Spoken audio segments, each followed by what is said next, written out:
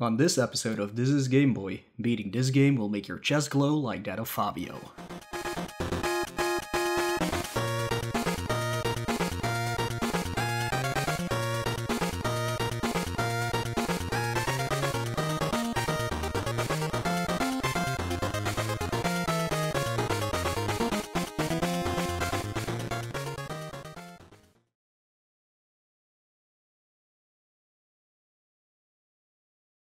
Well, welcome everyone to what episode is this? That's right there in the notes, episode 10, but sure. Oh, look, I had to scroll up. Episode 10. Oh man, wow, 10 episodes already. Yeah, that means 10 months of doing this. So, wow, getting close to a year now. Wow, even feels like we started yesterday. Welcome everyone to episode 10. I am Belthic Gaming. With me is, as always, Moelle. Yellow. What have you been up to, Mo? Well, a lot actually, because I think I spoke about this in my previous slides. We have a lot going on in the background right now. We have been preparing for Tiny 10.9. We have been trying to get started on completely redesigning the GB Runners website. That's gonna take quite a while, but we'll get to that because we have a lot of plans with that. But yeah, that's all future talk, of course. So I have been playing very few games, mostly because a lot of great new games came out the past month. One of them being the Resident Evil 2 remake, which I've been playing for quite a while. I beat on Leon A, went to Claire B, so I got the quote-unquote complete story done. But there's so much left, like the DLC already came out, which is free, by the way, which is really cool. There's still a lot of trophies I have to get, which requires you to get an S ranking on the hardcore difficulty. So that's gonna take quite some time for me to get through. But there was another big hitter, of course, coming out this month, which we have been waiting for like 10 years, which is Kingdom Hearts 3. And yeah, me as being a huge Kingdom Hearts fan, I put a lot of time into that game. It has been beaten on the hardest difficulty, Proud Mode, at least, that's in this game. Apparently, some people have data mined the game and Critical Mode is in it. So I expect them to release that as a DLC or unlock it as a DLC in the future. Maybe even already patch it in to be a 3.5 or something. I don't know what they're gonna do, because yeah, if anybody knows the Kingdom Hearts games, they get released and after a year they get like a revised version with some game mechanics. Well, not game mechanics, but like, how do you call that? Like stats of enemies changed, some attacks of yourself changed, and they always call it the final mix version. So maybe we'll get that as a patch eventually. I don't know what they're gonna do. But yeah, finished the storyline. I am almost done completing the game, which basically consists of you doing a lot of stupid mini games. I don't know what Squeenix's thing is with tying trophies or unlockable items behind very dumb minigames. Luckily, these ones were pretty easy. I didn't have a lot of trouble with them, but there are a lot, so putting some time into that. And the last thing I still have left to do is get all the yeah, so all those items that you that you have to create. So I have to go hunt down a few more items to make those, but then I'm completely done with that game. So yeah, looking forward to that. What can I say about Kingdom Hearts 3? Actually, this is my least favorite in the entire series. That is not saying that this is a bad game. It's like saying that Back to the Future 3 is the worst of the trilogy, which I don't agree with, by the way, but it's like they're great games, but one of them is not as great as the others, and for me, this is the one out of all 12 games probably, but I don't count like the mobile game and things like that, because those are things nobody should ever play anyway. So yeah, that's what I've been playing non-Game Boy related. I have started Portable Pleasure again yesterday or the day before yesterday. So we've beaten 3 games so far this year. This is kind of my season 3 because we're over 300 games now. So I did Titus the Fox, I did Cliffhanger, and I don't remember what the other game was. Cliffhanger. What a game. What a gem. Yeah, I wouldn't call it a gem, but like it's a mediocre game. Like there's nothing more I can say about that. Now I'm really trying to think what the other game was that I beat. It was right before Cliffhanger. Yeah. I don't remember what you played now. I remember you playing Titus, and I remember you playing Cliffhanger. I don't remember the game before Cliffhanger. Oh, I got it. It's Tarzan, Lord of the Jungle. Right. Which is actually a really cool game in my opinion. It's not a really good game. Again, it's super mediocre. It resembles Jungle Book a bit because it's the same kind of deal. You have to go through the stage, get all the items, and then go to the end of the stage. But the stages themselves are pretty easy to figure out. They're not really big. I think the ones in Jungle Book are a lot bigger. It only has 6 stages, and it has some pretty interesting boss fights, unlike Jungle Book. So yeah, I kind of really liked playing through that game. It took me about 2 hours, but yeah, it was quite fun actually. I don't like those types of games where you have to collect something to get through the stage. Like, Cool Spot is like that. Zool was like that.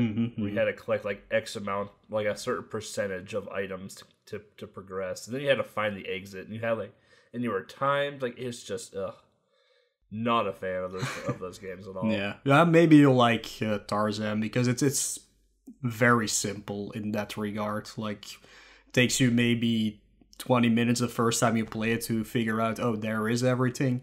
And you have plenty of lives to pick up. You have plenty of continues you can pick up. So you never really feel like, oh, if I fail this now, I have to replay the entire game again. It's pretty lenient like that. So, all right, yeah, that's what I've been up to. And what have you been playing the past? I don't know when we last recorded actually the full episode.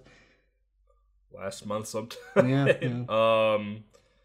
Let's see, non-Game Boy related. I played through Red Dead Redemption 1 for the first time. Hated the game. Did not like it at all. Hot take, by the way. Did not like the game. Thought it was slow. Thought it was just repetitious. I just didn't find it enjoyable. Red Dead 2, however, is a fantastic game. Played Doom 2016, the newest Doom that came out, in hopes that Eternal comes out this year.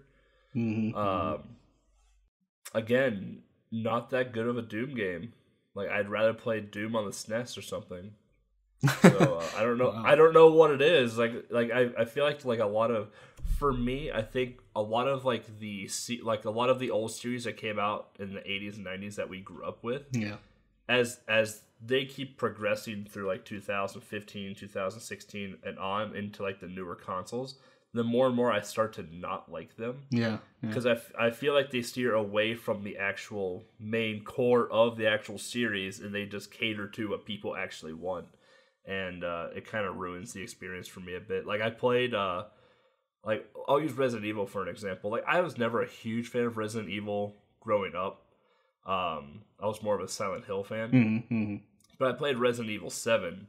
And I was just like, I'm like, this doesn't feel like a Resident Evil game. This just feels like a better version of Outlast, honestly. Yeah. So I was like, Yeah. You know, I was like, No, I know. agree with that. Like, Resident Evil 7 did revive the series, because the engine they made, they also used for Resident Evil 2 remake right now. But it's not first-person perspective. It's the third-person perspective over the shoulder from Resident Evil 4, of course.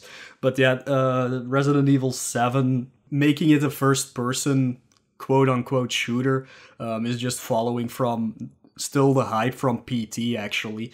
Ever since that demo came out, every horror game wanted to be like that, which didn't really fit the Resident Evil series. But on its own, if you look past that, it's a pretty good game.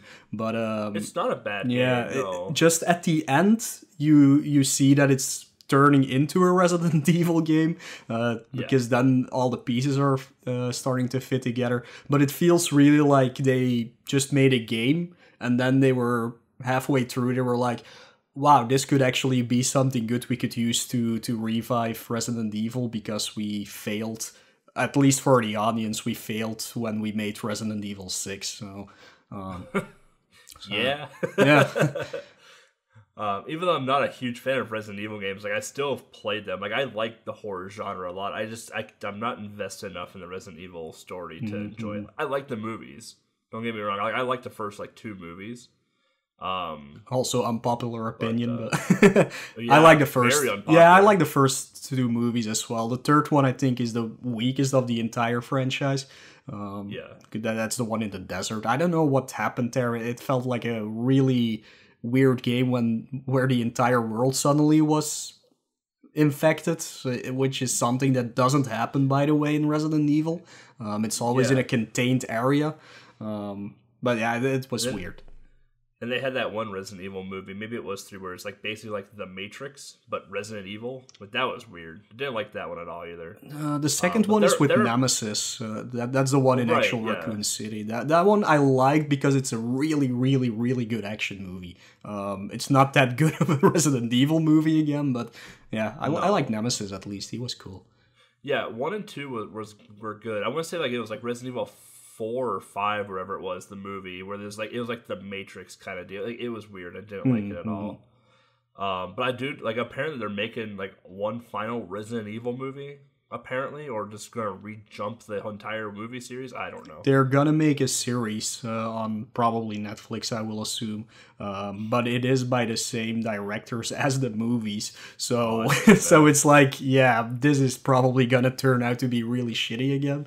That's too bad. They'll have like one good episode out of like the 10 that they do, or maybe they'll make it really good. Like, you never know, of course, but that's true. Yeah, that's true. But I mean, like, you look at the Silent Hill movies. The first Silent Hill, in my opinion, it's a top 5 movie for me, 100%. Yeah, absolutely great movie. Silent Hill 2 movie, like the second Silent Hill movie, doesn't exist at all. Like, don't tell me it exists. It doesn't. It's not a Silent Hill. It has the only thing that makes that movie Silent Hill is it has Pyramid Head in it. Yeah, it has a lot of great monster looks.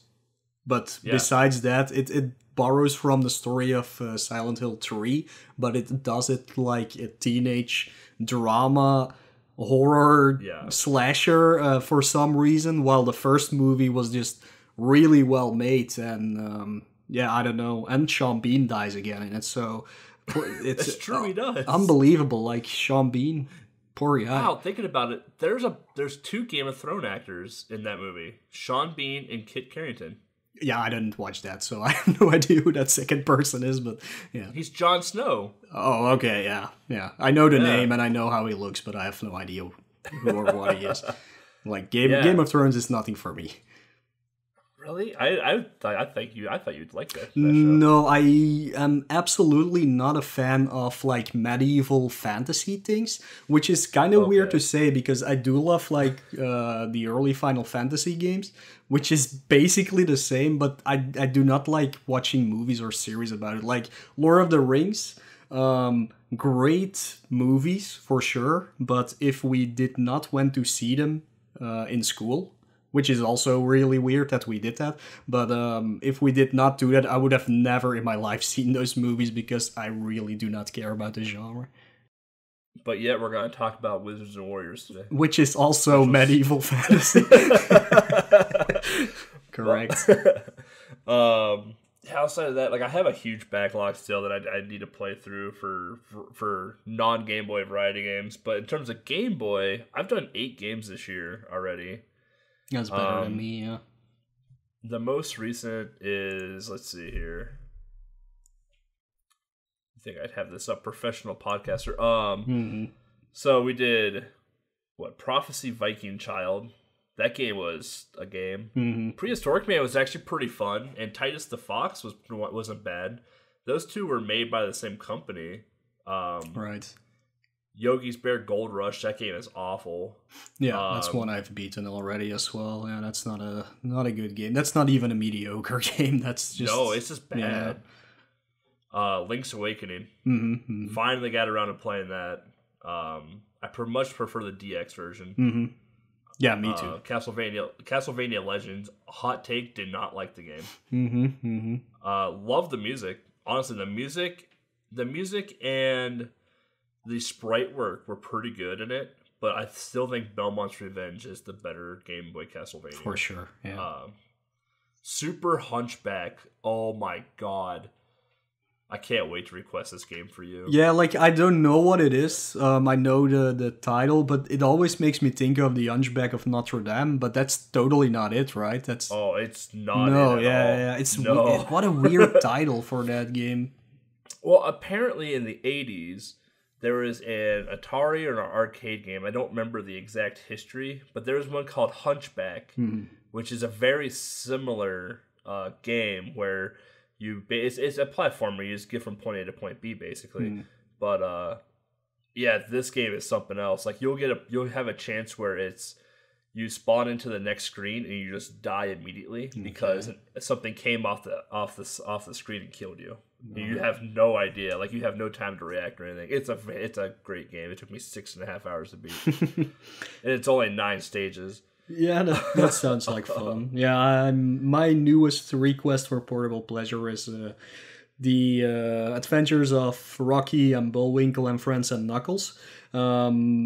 That's not a bad game. It's weird. It's like, it's definitely not a good game. Definitely not. Not a good game. I wouldn't even call it a mediocre game either. But it's also it's not. Like Ren and Stimpy. Yeah. But yeah, Ren and Stimpy. I think Ren and Stimpy is actually worse, but easier to play. This one, you really have to know the stages, or you're not gonna go anywhere. I made it 75% through the game right now, so I'm almost there after an hour, so I think it's gonna take me another hour to beat. But what a weird game. It's so weird. Yeah, I've played the Super Nintendo version of Rocky and Bullwinkle. I haven't played the Game Boy version yet, so I'm very curious to see if this Rocky and Bullwinkle compares to the NES version or the Super Nintendo version. Very curious. Yeah, I have no idea. I've never played them. I do know, or I could be mixing this up with the Super Nintendo version. But I think this game, so Rocky and Bullwinkle for Game Boy and Ren and Stimpy Space Cadet, are actually the same game, but they just use different sprites to make it create another game. So I think it's the Game Boy one, but it might be the Super Nintendo one as well. But it's a weird story behind that. That's fantastic if that's the case. That's yeah, like for Bugs Bunny, the whole Bugs Bunny thing, everybody knows it. Crazy Castle is Mickey Mouse there, and it's Woody Woodpecker there. There you can actually see, look, it's the same game, but it's with just the enemy sprites are different. But for these two games, like, everything is different, like the backgrounds are different and things like that. But if you put them side by side, you actually have to do the exact same things in both games. So it's so weird that they did that.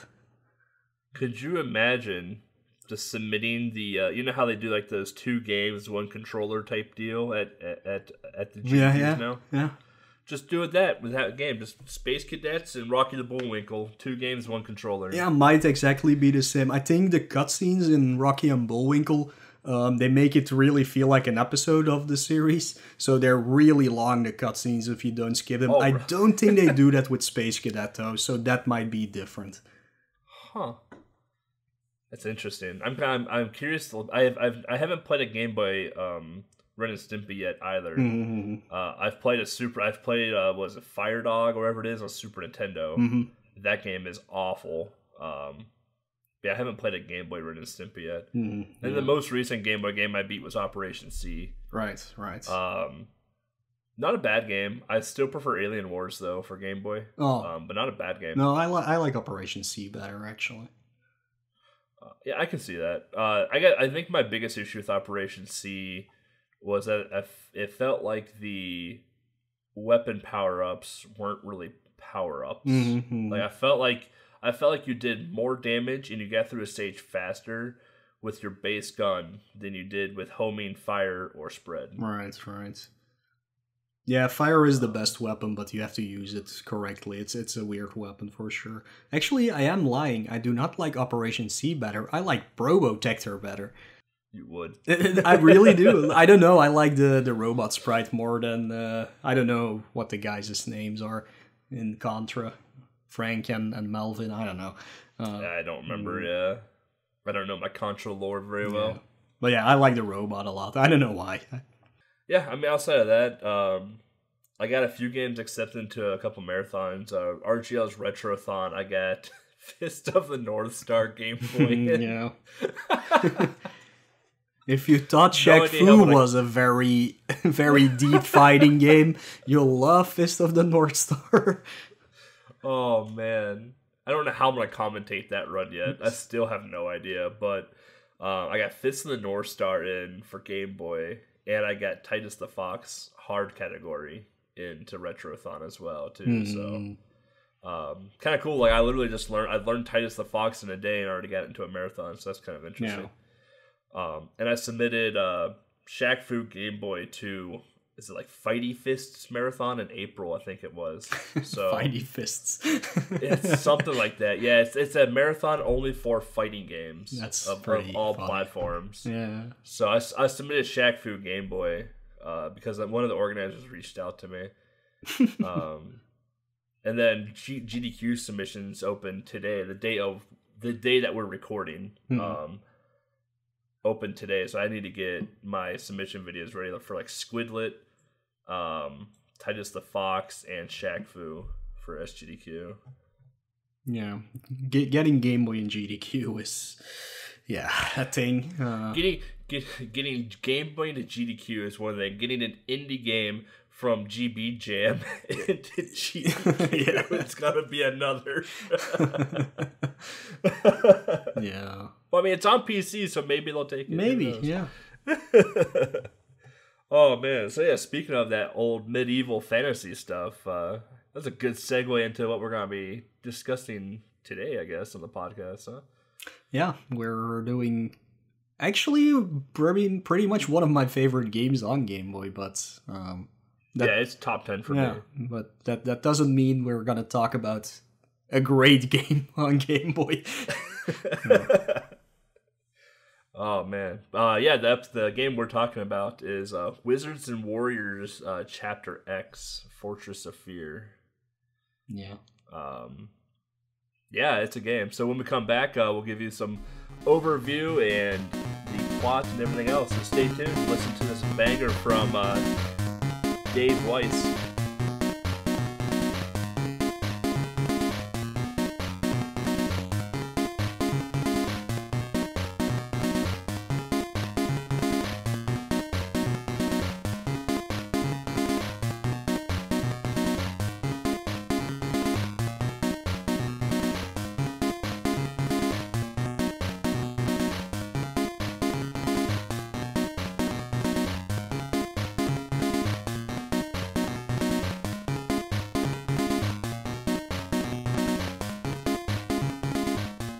Welcome back, everybody. Hope you enjoyed that song of whatever our amazing producer Legs chose. There's not that many songs to choose from for this game, so yeah. There's 7. Yeah, okay. Yeah. Yeah. I mean, you got the title sequence. And then you got was it like 6 stages or 7 stages? I can't remember. 5 stages actually. 5. Yeah. 5. Yeah. Oh yeah. You're right. 5. Yeah, I don't know. In my opinion, there's only 2 good songs in the game, but but I mean, this game came out pretty early in the Game Boy lifespan. Came out in January of 1990. Yep, second tier. So yeah, developed by Rare. So developed by Rare, but published by Acclaim. Again, we talked about this in the past. Rare mostly in that period did games for other companies. LGN was one of them. Acclaim was another one. They did a lot of games for, and then I think MB. I always forget what MB stands for. From the board games. Milton Bradley. Yeah, there we go. So like Time Lord. That's also made by Rare for NES. So yeah, they mostly did productions for other companies then, and then of course they had their in-game games like the Battletoads series. That's one of their own creations. Yeah, you got Rare, which is Battletoads, Donkey Kong. Rare has made some damn good games. Yeah. In the past. Their most recent, for those of you that are into recent video games, is Sea of Thieves. Oh, really? Even though Rare... Oh, but that's Rare, Microsoft Rare, you mean? Yeah. Yeah. Well, Rare was bought by Microsoft, weren't they? Like a while back. Yeah, like a long time ago, actually. Yeah. The last game they made was Star Fox Adventures for GameCube. After that, they got bought by Microsoft, and then it pretty much went downhill for them. And that's also why the original team, like the composer of this game, David Wise, Grant Kirkhope, and most of the guys who developed Battletoads, who developed Donkey Kong, who developed Banjo-Kazooie left. And they made their own company again called Playtonic, but of course they don't have the rights to all of their original games because Microsoft owns them now. So they made Ukulele, which is basically Banjo-Kazooie 3, but they couldn't use Banjo-Kazooie. So yeah, that's how they are now back in business under the name Playtonic, but that's the original team at least. Another fun fact too is that Microsoft Rare is making another Battletoads. That's true, yeah. And I am looking forward for that, but... I'm curious if they're going to bring back any of the old staff for that. I'm curious if they're going to contract David Weiss or anyone else from the old Rare team that worked on Battletoads in NES, Game Boy, and Super Nintendo era to help out with this new one. Yeah, I kind of doubt they will because, again, they're Playtonic now. David Wise, of course, is a composer, so he can, unless it's in his contract, that he can't do anything else, but that's most unlikely. He probably can do the music for the game, so that might be it. But yeah, the developers and the actual coders for Battletoads, I have no idea if they will be back for this. I'd be curious. I'm very curious. Like, I'm not a huge fan of Battletoads. Hot take: I don't like Battletoads at all. But I understand the appeal to the game, and I understand that a lot of people love the game, and I'm very curious to see what they do with it. Like, I wonder if they keep it true to Battletoads, or if they did what they did with Mega Man 11 and gave you an easy difficulty where you just can't die. Yeah, probably. I assume they will put something like that in that because, well, nowadays people want easy stuff, and just to maybe sell it to more audiences than just the hardcore gamers from the 80s, 90s. They might put that in there to get it some traction for a newer audience. Then again, would they be interested in Battletoads game? I'm not sure. Yeah, that's a tough sell. I feel like Battletoads has a lot of nostalgia for people like us, but like, let's say like I gave it to my 17-year-old cousin, like, here you go, play Battletoads. Like, I'm assuming they would hate it. Yeah, you know, yeah, they will probably give up really fast. Right.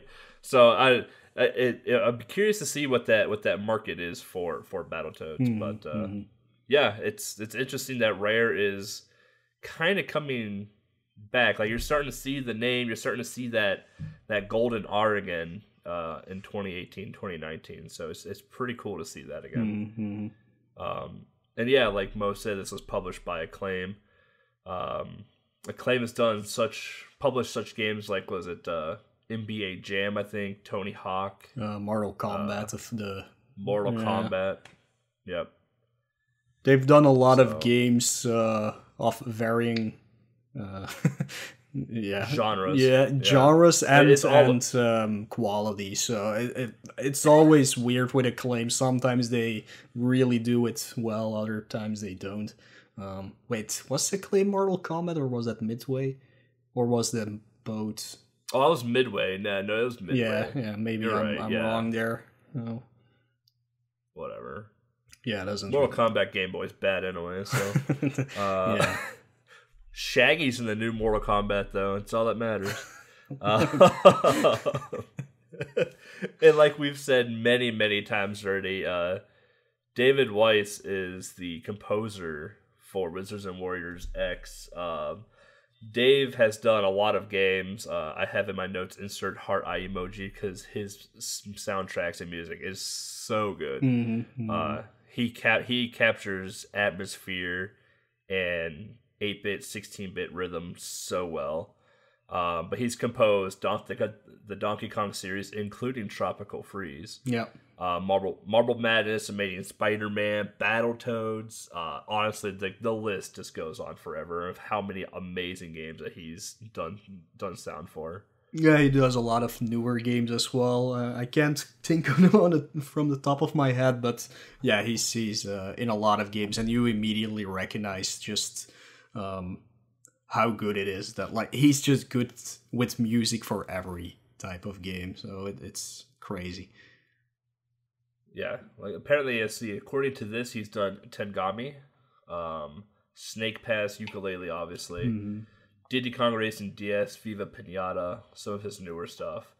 Some of his earliest stuff is like Slalom, Wizards and Warriors for NES, RC Pro-Am, WWF WrestleMania, Sesame Street. So he's kind of all over the place too when it comes to genres for games, but his music is very distinct.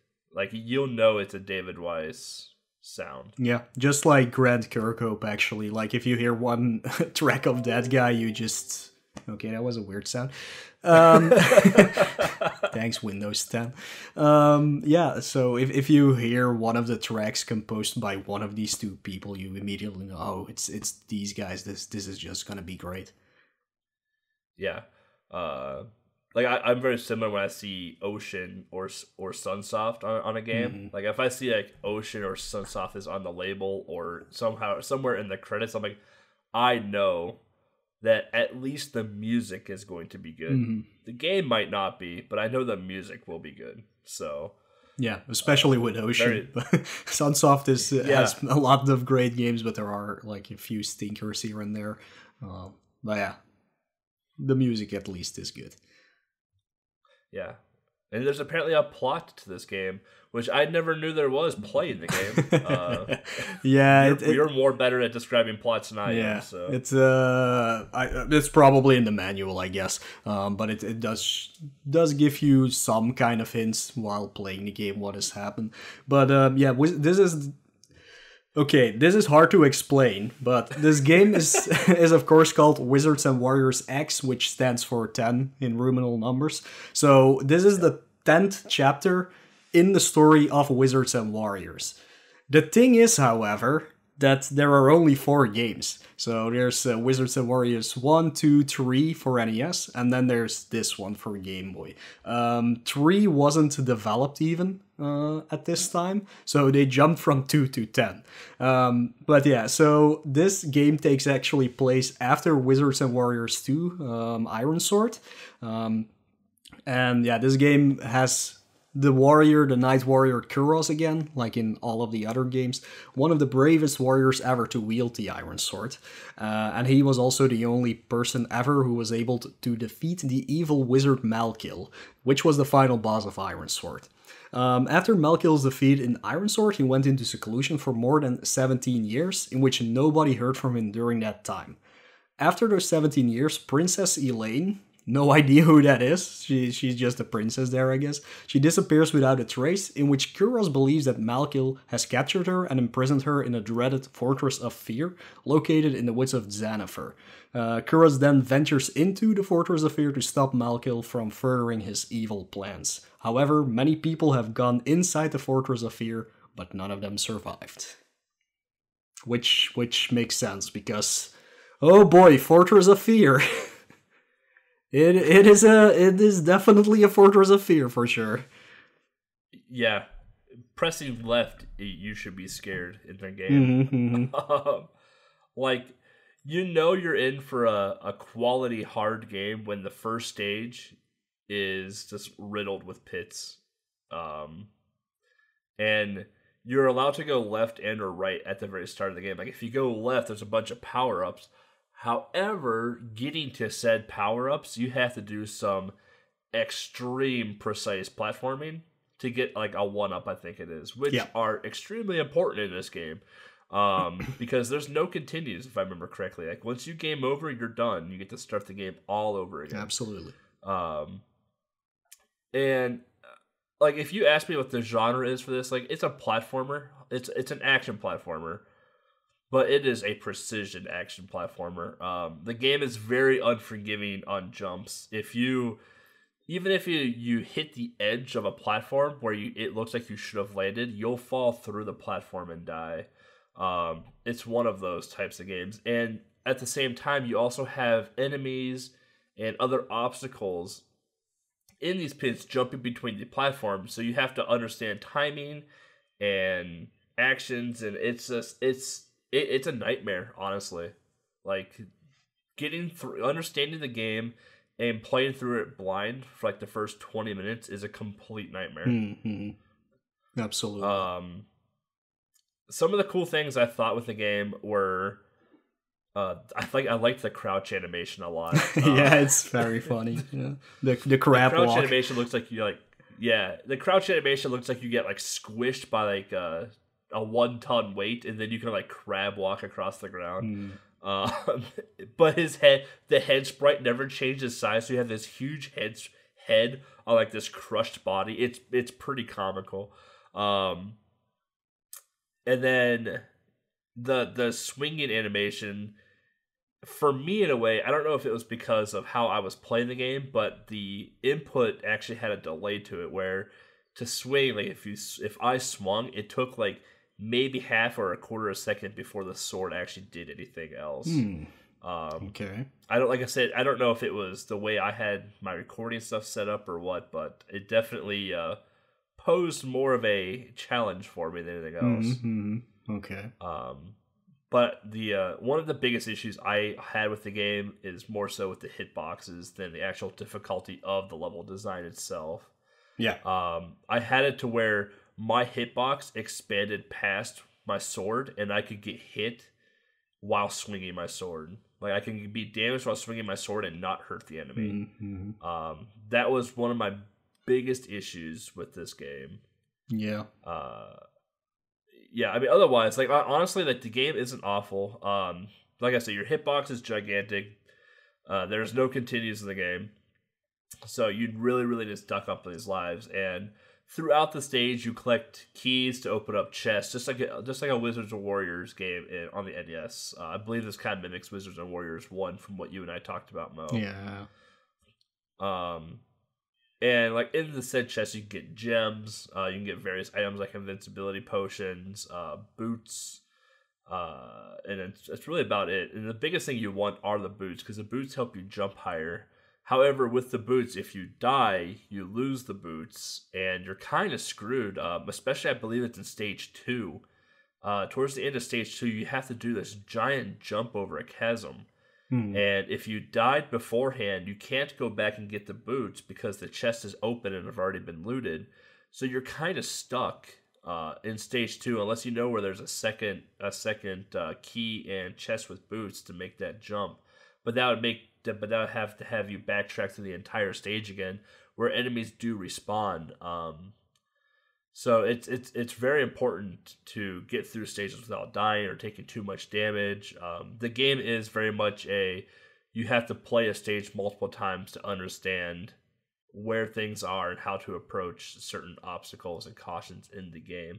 The invincibility potion is pretty useless. You can get it pretty quick in stage 1, I believe on the 3rd or 4th screen, but it lasts like 2 seconds. Like it's not worth spending a key to get it, because later on, like stages to get keys are kind of death traps. Like you have to fall down into like a flat area where there's just a bunch of skeletons, and you can swing at them all day, but they're gonna just pound you into the ground because your hitbox is just atrocious. Other than that, though, like getting to the final boss, like the way I did it, I stocked up like 7 extra lives, and I just tanked the boss. Then I just sat there on one platform and took him out. Mm-hmm. Yeah, sounds about right. I'll do correct you on one thing, though, about those high jump boots. If you actually come across a section and you lose the boots, they will always put a key and a chest like right next to you. Oh, will they? Yeah, so that chest that you opened with the boots, it will have respawned with the boots, so you can backtrack. If that is not an option to do, you can make that jump without the boots, so that's definitely something I think there's two of places where you absolutely need the boots, and then they're just like right behind you actually, so they do fix that problem. But I'll dive a little bit into how the NES games worked. If you look at the first game, yes, it requires you to get keys, but there's 3 color keys. You always have them, and you can open the corresponding boxes that need those keys, and you will always have them throughout the same stage. A second thing in the first game is you have unlimited continues, so you can keep replaying not even replaying the level, because it actually saves your progress through the stage, so you always start from where you actually died, except for during boss fights. If there is like a hallway before a boss fight, you always have to redo that.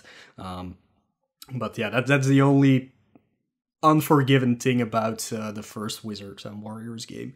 What they introduced in that game is the different items. You can get like a sword upgrade, which makes you fire a little dagger out of your sword, which goes across the screen. There are the jumping boots as well, which make you jump higher, just like in this game.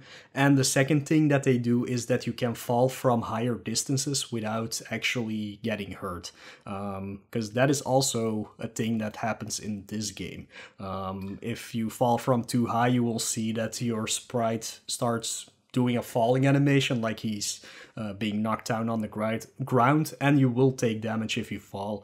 And the height... I forgot all about that. Yeah, and the height in the Game Boy version for that thing to happen is really, really short. It's like maybe 10 pixels and you already start doing that. So what you really want is those boots, for sure. Luckily, there's a lot of them in the game, so that's not a problem. But you have to get keys, and keys are a one-use item.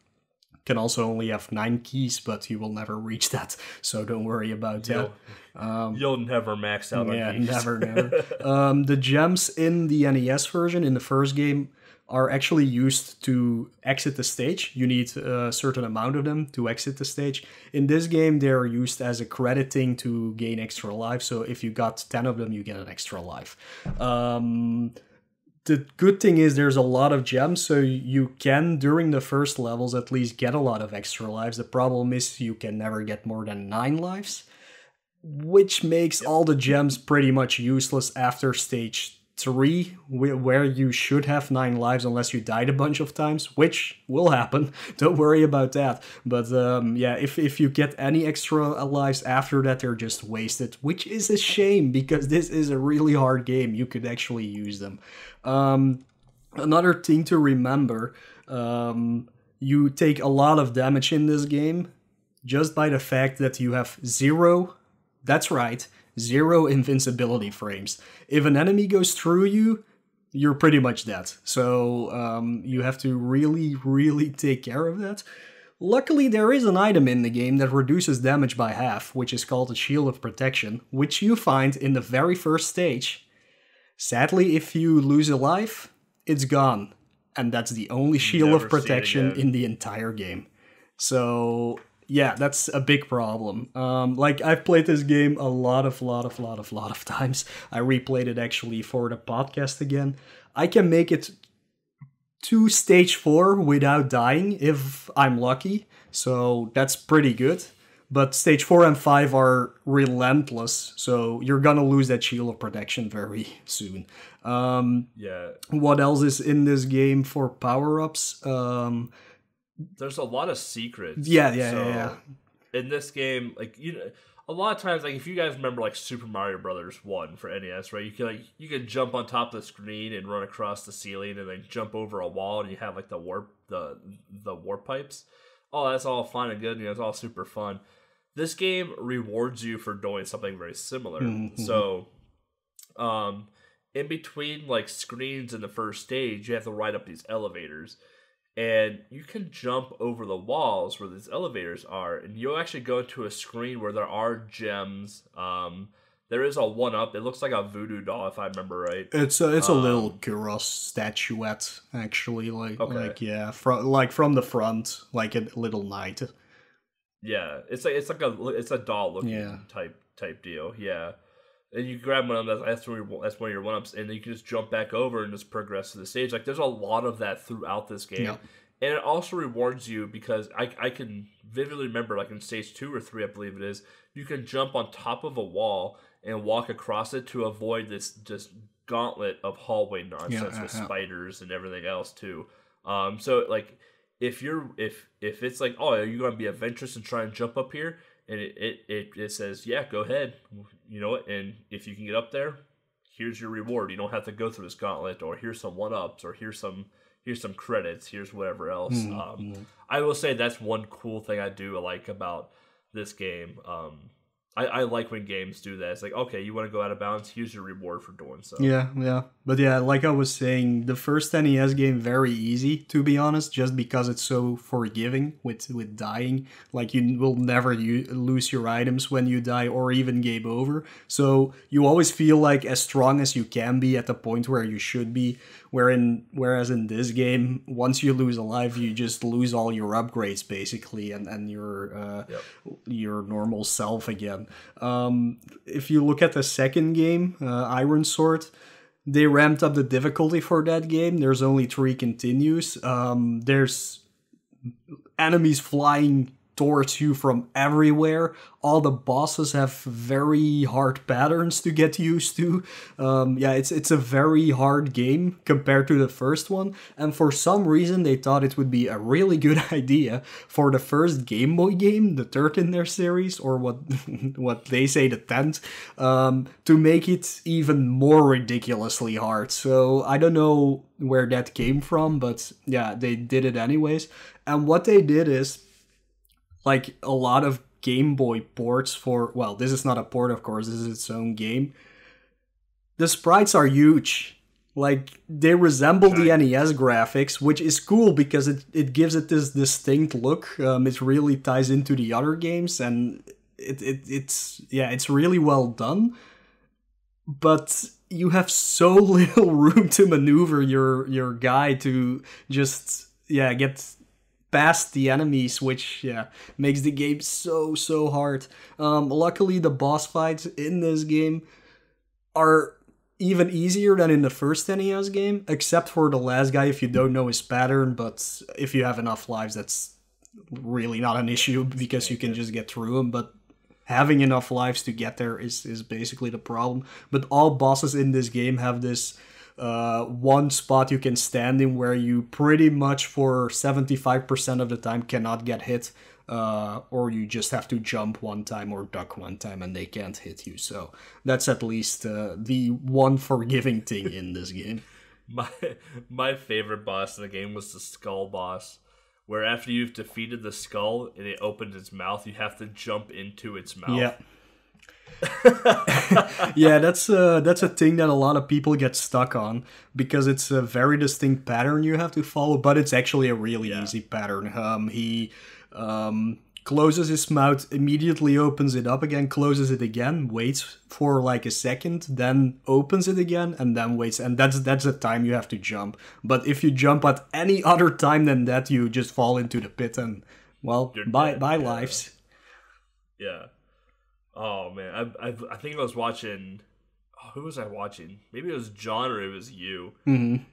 Just struggle on that skull boss. Like, one of you just kept jumping at it. I'm like, you have to wait. Yeah, no, it's probably not me because this is a game I had since I was a kid, so I was used to that one. Yeah, probably John. Yeah, I can imagine. Man, it was comical. Like, it took me like a couple of like minutes to realize, like, oh, this is what you need to do. It's like I maybe lost like 1 or 2 lives just learning, but I definitely lost a bunch of lives trying to jump to the mouth because my precision jumping is pretty awful. Yeah, that's my most standout boss. Like, that one is just comical to watch new people try to encounter. Yeah, because you think like, oh, I have to kill this thing in order for the stage to end. No, he just jumps in its mouth and it's done. Yeah, the other other bosses in this game. There's this huge bat, because every game needs a bat, of course.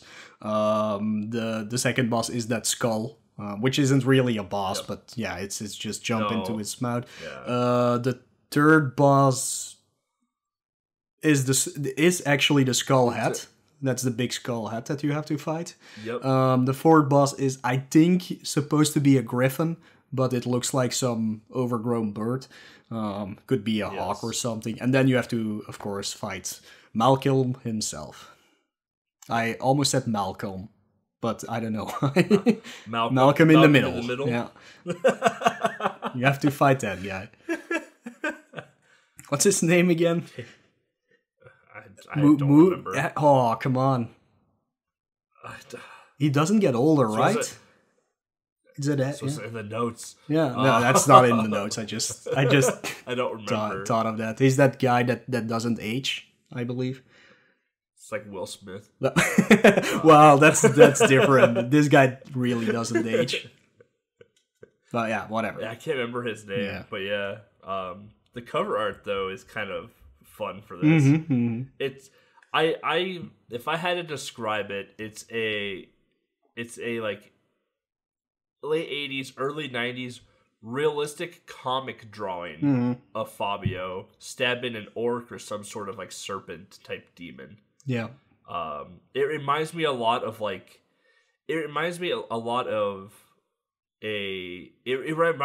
comic book cover.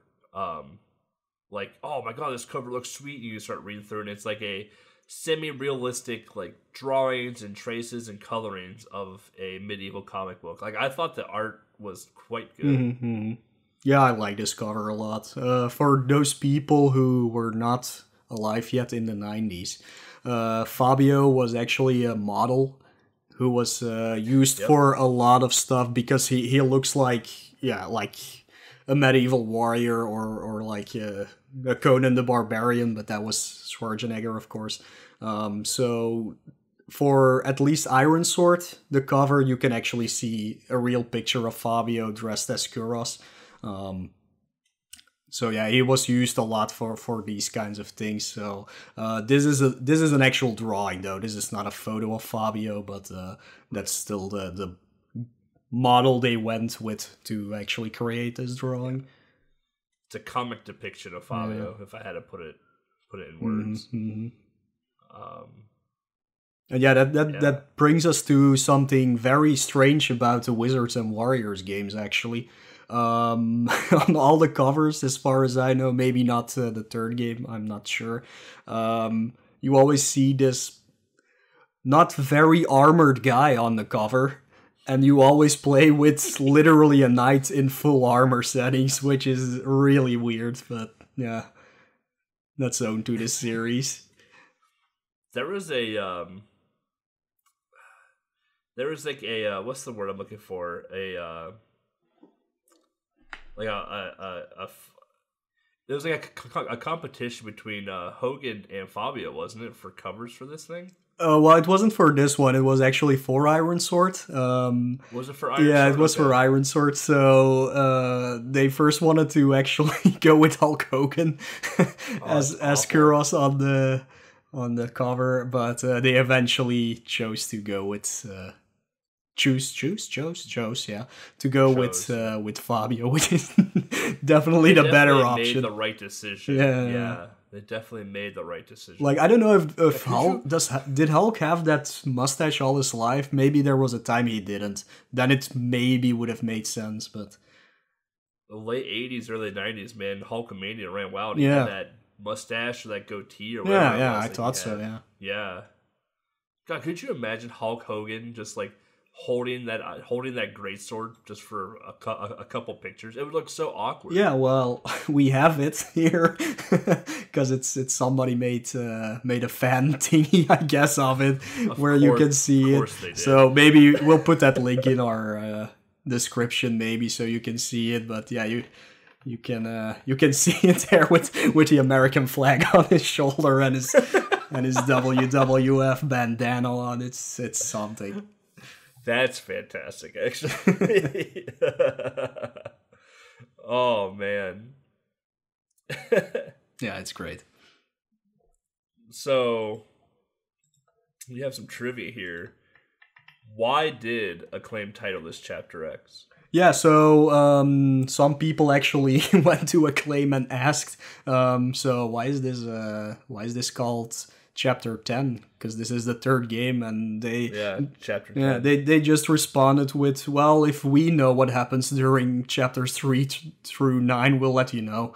So it's pretty comical, actually. And I also do remember, but I couldn't find it anymore, that this game was made kind of like a parody game on the previous two games. And I feel like that is true, because it's a lot more like... Yeah, Iron Sword and the first one are also pretty cartoony, kinda, but they do have like this sense of seriousness to them. But this one just feels a little bit more like it's making fun of their own series. So I could see that, but I couldn't find that anymore. But I read that a few years ago. Yeah, it's almost like the start of the Mega Man games in year 20XX. Then Mega Man pops up, and you're just like, huh, I wonder what year they're talking about. Or Street Fighter, was it Street Fighter 2010 or whatever it was for the NES? Yeah. I don't see any flying rocket ships or anything else in my everyday life. It's pretty fun to see some of that, how they like approach that in the older days. But the game reception for this, I felt, from what I read, it was received well, but there were a lot of like knocks to how the game actually looked. Like the gameplay itself, it seemed like it got praised, but the way the game was shown, because Game Boy, right? A lot of people docked points on that by being blurry, or maybe too difficult, or just not enough screen real estate to really like do anything to like protect yourself at all. But from what I read, the game did receive decent reviews. Yeah, they weren't bad, at least. Like, I think a lot of people, when they first pick up this game, they get put down by it a lot, because again, it's a really difficult game for sure. But if you actually take your time to play it, it's very satisfying to get through it eventually, because it's only like a 20-minute game if you know where to go. So it's not that bad, but it's definitely a challenge, and maybe it can be like... maybe I'll compare to Dragon Slayer, and I don't mean the Game Boy game, I mean like the actual arcade game. Like, if you know what to do, you might be able to actually succeed, but it's still gonna be really hard. But once you get to that end, it just feels really good. Yeah, I would almost deem this as one of the hardest Game Boy games in the library. For sure, yeah. I mean, I've only played 208, but this is by far the hardest Game Boy game I've played. It's up there for sure, yeah. But I like it. It's a top 10 game for me though. I love the game.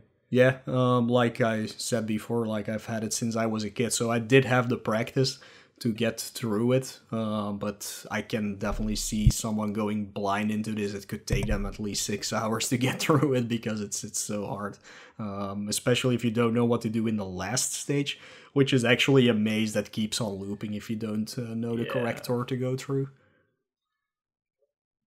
Yep, which is a great segue, because when we come back, we'll give you our thoughts and history with this game. Stay tuned.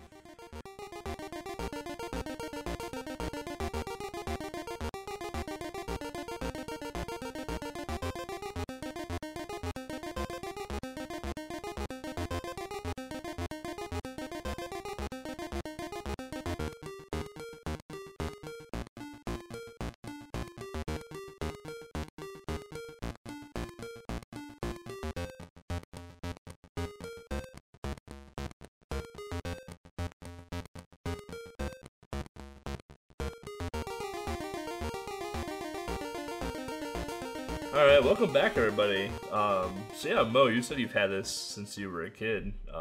Yeah, this is I guess there's your history. So this is one of those games that I bought on the flea market back then. Like my budget wasn't very big during that time. Like I had a Super Nintendo and I had the Game Boy by then. So usually when I went to a flea market, I picked up some games there because they were pretty cheap. They were sold by not so kosher people, I would say. So they always had good prices. You had to be careful as well because sometimes they were bootlegs. But yeah, most of the time they were just fine. They just came without any boxes or anything. It was just a game. So, but you can get them for like $10 or something. So that was pretty cool. And this was one of those that I picked up because it looked amazing on the cover. Like it just spoke to me, even though I'm not into medieval things. But it looked like a cool game. And when I played it, I was like, what have I gotten myself into? This is literally unplayable. So it took me quite a while to get used to it. I remember taking it with me in the 5th and 6th grade of elementary school. One year we had a week where we went into like a forest camp, I guess you can call it, but like there were pets and everything. And the other year you went to the ocean. So I took it with me there, and that's when I actually beat it. So that was really cool. Like just in one of the hours that we had free time, I actually beat it. So I was pretty proud of myself. So yeah, I didn't really touch the game anymore. I may have played it a few times just for fun's sakes, and then I had to do it for portable pleasure, which was one of the very first games I actually did because I knew it myself. Yeah, I beat it in 40 minutes or something, so I still had that knowledge of the game with me. And yeah, I always really liked this game, even though it was hard. But when I let my other friends play that game, they just couldn't even get past the gate of the first stage. So yeah, that was always fun to see that I was actually really good at this. Yeah, that's pretty much my history with it, actually. nice. Yeah, I didn't know that they made a Wizards and Warriors game on Game Boy until Game Boy Adventure. I want to say that I was looking at your playthrough list on Google Sheets, and I saw that you have played Wizards and Warriors X, and I was like, huh, there's a Wizards and Warriors game on Game Boy. So I decided to find a cart on eBay, and I think I paid like $10 or $15 for the cart. Back when retro prices, weren't crazy. And I got the cart, and I was like, "Oh, the cover looks cool." And I'm like, "All right, we're gonna play this for Game Boy Adventure." It was like game 70 or 71 or something like that. And so pretty early on in my challenge, and I put it in, and the first level just beat me up for like 10 minutes. I'm like, "Oh, this game is hard." Because I play games like Kung Fu Master and like Donkey Kong Land, like not hard games at all. And then yeah, Wizards and Warriors, man, it just tore me apart. But I eventually did beat the game. It took me about 3 hours blind to beat the entire game in one sitting. And it was the most satisfied I've ever felt beating a Game Boy game blind. Because it's just so unforgiving and difficult. But yeah, so like after playing them, I was like, wow, this game is actually really good. With it being super hard, because I have a thing where like if a game is unforgiving, I start to dock it points because it's just being unforgiving for the sake of being unforgiving. But I've played Wizards and Warriors 1 before on NES. Like I had that when I was a kid. And I remember playing that and beating that as a kid as well. So like I remember playing Wizards and Warriors. I'm like, oh, okay, I can kind of associate some of the Wizards and Warriors aspects to that game a little bit. And it's like Wizards and Warriors 1 from I remember was kind of tough as a kid. I don't know what it's like as an adult. I haven't played it in 20 some years now. But so I was like, Wizards and Warriors is a great series. I wish they made more of them. And I kind of tied it all together. But so the unforgiving factors, like I kind of like pushed that to a side because that's how those games are kind of meant to be. I felt like so. I never made that be a frustration point for me versus like some of the future games I'd play where it's like this game is literally just unplayable for the sake of being unplayable. Like a person just wanted a quick $50 and make children angry. But yeah, no, I would say like this game is a top 10 Game Boy game for me. Whenever people ask me like what recommendations would you make to play a Game Boy game, like, well, do you want easy? Do you want hard? What type of game you're looking for? But most of the time, like Wizards and Warriors will pop up like, hey, like it's a hard game, but like it's satisfying to play. Like you should try Wizards and Warriors X for Game Boy if you're looking for a really good Game Boy game. My Trip World is up there too, but we know how much Mo likes Trip World, so. But that's basically that's my history and most of my thoughts for the game.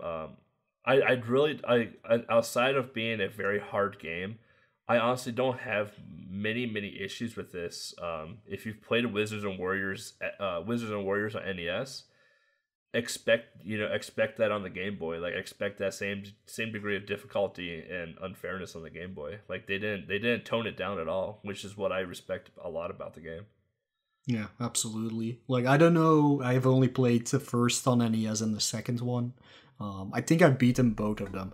The third one is more of like a Castlevania 2 style kind of deal, I believe, where you have a hub where you go to different areas. I might be wrong, but it looks more like that kind of game at least. Yeah, I've never played 3.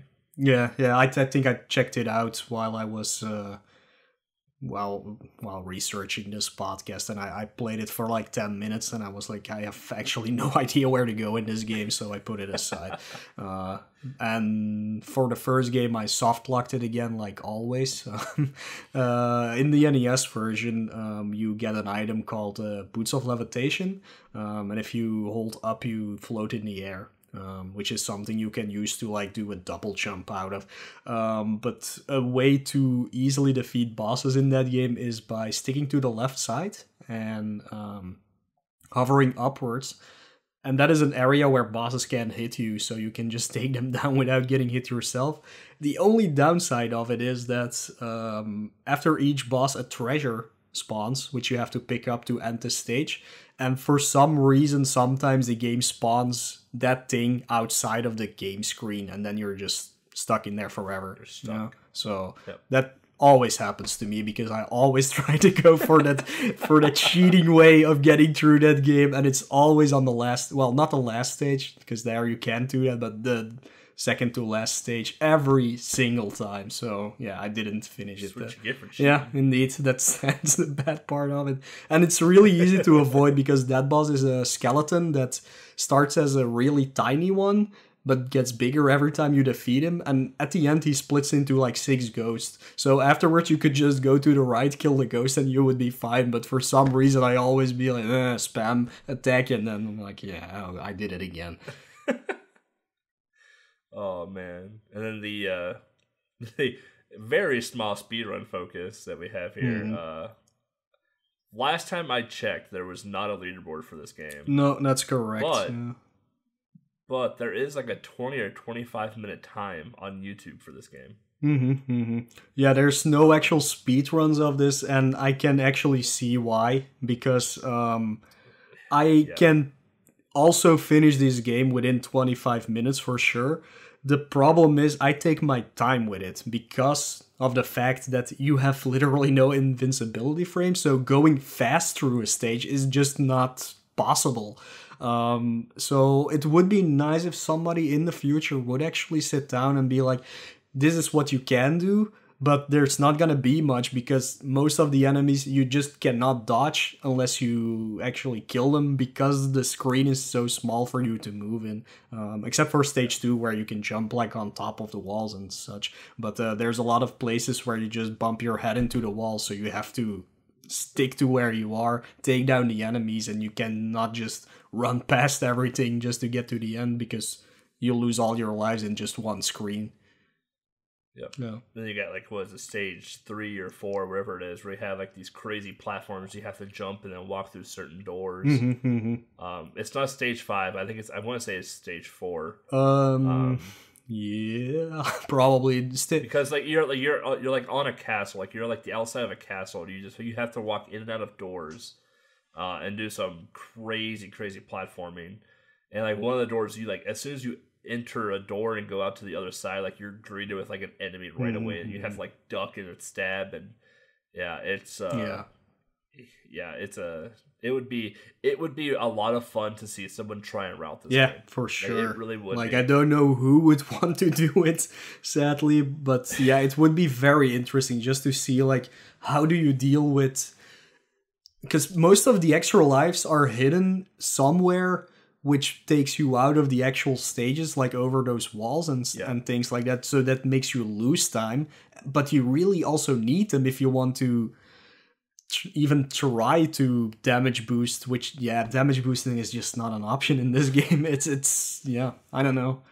I don't remember, when you get hit, does it push you at all, or does it just does straight damage? It does straight damage. Yeah, okay. Yeah, so I mean there's no like quote unquote damage boosting at all, because there's no iframes in the game at all. Indeed. Yeah. What a game. I would love to see someone route this game. It's not gonna be me.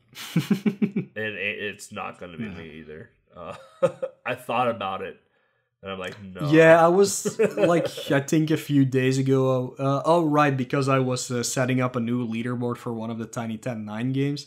I had a bit of time left, and I was like, you know what? I'm just gonna record a pretty decent run of Wizards and Warriors, and then I can submit that. So there at least is a leaderboard for it.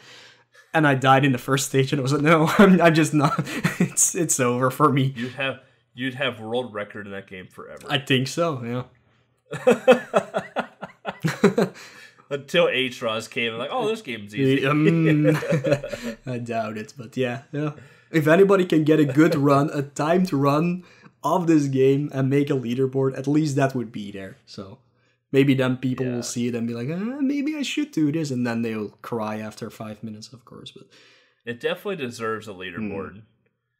But you'll definitely shed some tears while playing the game. Oh man. So we're gonna take another quick break here, the one last break of the episode. When we come back, we're gonna talk about some community events coming up that are Game Boy related, viewer questions, and of course, what the next episode will be about. Stay tuned.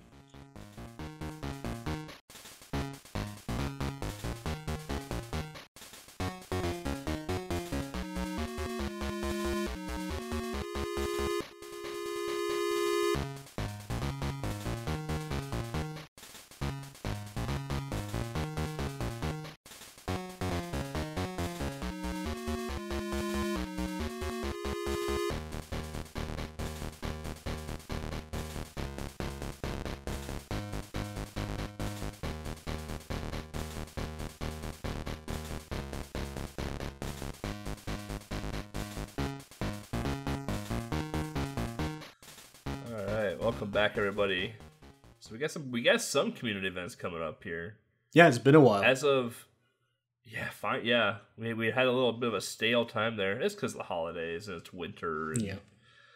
And, so as of today, as we are talking right now in this recording, Summer Games Done Quick 2019 submissions are open. So if you are wanting or planning to submit a game, run a game at Summer Games Done Quick, which will be in Bloomington, Minnesota again this year. They haven't announced the hotel, but I would assume it's probably going to be at the Doubletree again. That was a pretty sweet hotel. Get your submissions in. I'll be submitting, like I said, Squidlet, Shaq Fu Game Boy. Really hoping Shaq Fu gets in. And Titus the Fox hard category. So hopefully we get one of those 3 games in. Hopefully not all 3, but maybe one of them. And then we had the Tiny 10 Remix 2 announced. Yeah, just before we recorded this. Right before we recorded this. I had another thing to do. So Tiny 10 Remix 2 happening on the 30th of March, which is basically a best of previous Tiny 10s. Like it picks one game out of each previous Tiny 10. There's 10 games in total, all 10 games are full games. Of course, there haven't been 10 Tiny Tens yet, so there's some that have 2 games from different ones. In a year, however, they will have 10 Tiny Tens to pick from. So at the end of this year, so the next Tiny 10 remix will actually have 10 games from 10 different Tiny Tens. This is hosted by RGL TV. So Enemy, who you might or might not know, depends on if you're just a podcast listener or actually in the community, of course, is hosting it together with Infinite Mystery, basically, but Infinite Mystery will also be running. I'm probably gonna run because apparently I did last year and I had no recollection of that. So, this is my chance to actually participate in these because I'm not involved in it, because I literally did all the work already and they're just picking up the leftovers to make a marathon. It's always fun. And it's nice to get people a little bit more hyped for the actual Tiny 10. So Tiny 10 9 will be coming up. We're not gonna say the date just yet because next episode will come out. Well, we will release it right after we've done the Tiny 10 9 announcement, and that will be on March 16th that we're gonna do it. So there's a little overlap between the remix and the normal one, but you'll have plenty of time for Tiny 10 9 to practice, so that won't be an issue at all. I say most people probably doing the remixes have already done those games in previous Tiny 10s in a way, so I haven't decided if I'm going to remix 2. Like, I saw Looney Tunes in there and I was just like, I have bad memories of Looney Tunes and Tiny 10 2. Me too, but like, I won Tiny 10 2 and I still despise that game. Like, Elmer Fudd is the worst. For sure, yeah, but now that I do recollect last Tiny 10 remix, they had Avenging Spirit in it, which is a game I really dread, and what I thought was gonna happen happened to be. I got stuck in that game for way too long. I got really mad. I almost quit just because of it, but I pushed through, luckily, and I still came in third. I have no idea how I did that, but yeah, everything went wrong for me there. I was on pace for 3rd place, and then Super Mario Land 2 happened.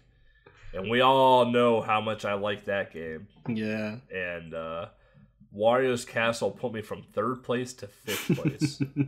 Yeah, I'll go over the list real quick for Tiny 10 Tiny 10 Remix 2. So we start with Bubble Ghost, go into Rotland, the Japanese version, then Looney Tunes for Game Boy, Battle Unit Zeot, T-Rex, Miracle Adventures of E-Sparks, Ninja Spirit, Teenage Mutant Ninja Turtles Fall of the Foot Clan, Kirby's Dream Land, and finishing with Gargoyle Law. Gargoyle Quest. Yeah, Gargoyle. Yeah. I'm really glad they put Gargoyle's Quest full game in there. I'm really happy they did that. Like, it's only it's a half-hour run if you learn how to speedrun it. But it's such a good game. Like, I felt like when you put it into Tiny 10 5, I think it was, you did half of the game. You did half of the game, and I was like, man, after I played it and then got to there, I'm like, I want to play the rest of this game. Like, I kind of wished that it was full game in Tiny 10 5, but I understand why you didn't do it. Yeah, it's always because of the time constraints, of course. Yeah. But man, it's such a good game. Top 10 game for me again too. Yeah, we did an entire podcast. Well, it was on the second game mostly, but we also talked about the first. Gargoyle's Quest 2.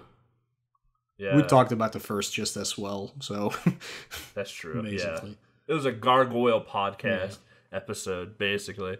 But yeah, like Mo said, we'll be revealing Tiny 10 9 March 16th, 1 p.m. Eastern, I believe. Yeah. On the Monochrome City Twitch channel. So yeah. And then right now we have a Kirby's Dream Land tournament happening, which is it's a thing. We've just pretty much finished up round 1 matches this weekend. And I'll be doing my round 2 match tomorrow. So I had a D-Rust a little bit last night. and my D-Rusts were not good. So I don't expect to. I don't foresee myself doing too well in this tournament. But, yeah, we have a Kirby's Dream Land tournament, best of 3 double elimination tournament happening right now. Those are being broadcasted on Speed Gaming. So definitely want to check those out. There's been some pretty damn good races though, honestly. It's been pretty fun to watch some of the new runners go at it.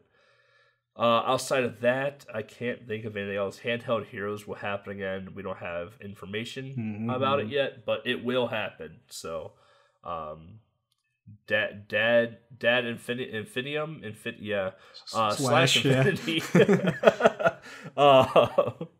Him and I and Atraz are still chatting about dates and all that other behind the scenes stuff. So we'll when we have more information, we'll let you all know about that. Viewer questions though, Mo. We got one from Hero. Yeah, we got 2 from Hero. One we kind of already touched. He asked, why are the games always showing Conan wannabe on the boxes when the main character is in full armor? So yeah, no idea why they do that, actually. It's kind of weird. I think the 3rd game actually does have Kuros in full armor, if I remember correctly. But yeah, I think it was just a thing of the time, like back in the Fabio was back in the late 80s, like he says himself, Conan the Barbarian was like really big, and or was that earlier? Wasn't that the end of the 70s that movie came out? Anyways, people... Wizards and Warriors 3 cover's weird. Yeah, anyways, at that time, a lot of people liked those muscular guys on covers of everything, so they probably went with that just because it's appeal to a bigger audience, so... Yeah, and the second question is, why do you say Wizards and Warriors 10 and I say X when reading the title? That... I don't know, like... I mostly say X as well, actually, for this game, but it is the ruminal number 10, so it's supposed to be Chapter 10, of course, but it's kind of like Mega Man X. Like, a lot of people, when that came out, thought it was Mega Man 10, but then it was actually his name, X. So it just depends, I guess, on if you know how the ruminal numbers work or not, which... little segue from that, maybe. I was watching ESA Winter, which is probably over by now, so can't watch that anymore. And the announcer said, like, I have no idea what ruminal numbers are, and I was like, what? How? So you've been playing Final Fantasy X for the past 10, what? Like, how can you, like, that, I don't know, for me that's common knowledge, ruminal numbers, but... Yeah, I mean, I felt like room and numbers were well before anything else. Yeah, no, I don't know. Yeah, I have no idea. It was really weird. There were a lot of weird but ones. yeah, I say X as well too. I also call it Wizards and Warriors X. Like I'll maybe say Wizards and Warriors 10, but but it's me not thinking about it at all. Yeah, it doesn't feel X, correct either to say it. Yeah. Wizards and Warriors 10 doesn't feel good. Like, you would never say Final Fantasy X, you would say Final Fantasy 10, but for Wizards and Warriors, the X makes it sound more medieval, maybe? I don't know. Ooh. Yeah, maybe it's something in the brain that just... Yeah, I don't know. Yeah, I have no idea. But yeah, that's cool. All the viewer questions for this episode, at least, because a lot of people have never played this game before. Probably have never heard or of this that, game before. But yeah, if you guys have thoughts and suggestions from listening to the podcast, please, leave a comment in SoundCloud or whatever podcast thing that you're listening to. We have a Discord. Please feel free to join. It's pretty. We're pretty quiet. We'll mess around every once in a while, but we'll tell you like what an upcoming episode is about, whether it be a light or a co-op episode. There you can place questions. You can talk in the general. We have a lot of friendly people, a lot of cool people in the Discord that just like to talk about video games in general. Yeah, just come hang out. It's a good time. It's fun. Yeah, sometimes we make a dumb joke that nobody understands. Like, basically, this podcast, but in chat form. Then, yeah. Yeah, it's basically just a bunch of true lie animated gifs, and only Mo and I laugh at them. Yeah. Nobody even reacts to us anymore. It's like, yo, these guys are at it again. But yeah, no. Let's see here. What else we got going on? We have that Patreon. I know we have a Patreon. Yeah. If you do like this podcast and you want to support us, feel free to become a patron. We only have 2 tiers, the $1 tier and the $5 tier. If you want to give more, of course, you feel free to. You're not restricted to that, but we only have bonuses for those tiers. Like they let you be able to actually see our episode notes. For the highest tier, you can actually vote for listener selected episodes. We only have 1 patron so far, so we haven't even done a listener selected episode because it's pointless at this point, of course. But yeah, if there's more people, we will definitely do that. Like if we have 5 of them, that's definitely an option. And we have our first Patreon goal, which is $20 a month, and that will enable us to actually do live recordings of these episodes a lot more, because we've only done that once so far. Where does the money go to? SoundCloud hosting, website hosting. We do want to ask our teammate Man Over Mars to make better artwork for the podcast, but yeah, it's his job, so of course we want to pay him for it. And we also finally want to start paying Legs, because she's been doing this for free. She learned how to edit podcasts, how to use the audio software, even using video software for an upcoming thing that you will most likely see. But yeah, it would be nice to have something to give to her as well for actually doing that on her free time. So that's where your money goes. Yeah. And she's done a fantastic job. Definitely. In all 10 plus episodes of This Is Game Boy. So. Yeah, 19, I guess. 9 lights and 10 full ones so far. Yeah. Pushing out content, rolling deep. So yeah, where can they find you, Mo? You can find me on Twitch, YouTube, and Twitter. That's always /Moelle. That's MOELLEUH. Yeah, you can find me at Belthic Gaming on Twitch, Twitter. YouTube is just YouTube right now. I still need to hit a couple more subs to get the personalized branding URL. Mm-hmm. But you bet that'll be Belthic Gaming as well once that time comes. Give it like a month or so. And then yeah, you can. I am Belthic Gaming in Discord. Man, just holding it down, aren't I? Just so consistent. And then obviously you can find our wonderful producer Legs, SprintingLegs on Twitch. I think it's SprintingLegs or just Legs on YouTube. I'm gonna assume it's SprintingLegs on YouTube. Let's just be real on that one. And then she is Legs in our Discord as well. So.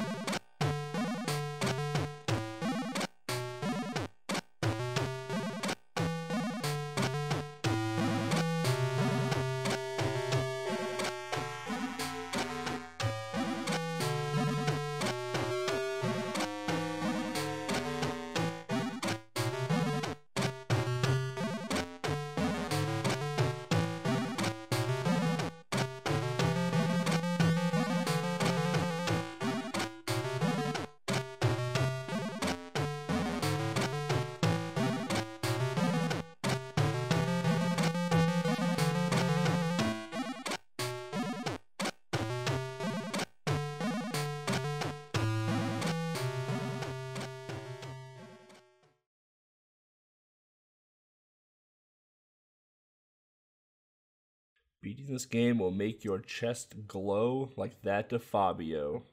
I like that it rhymes.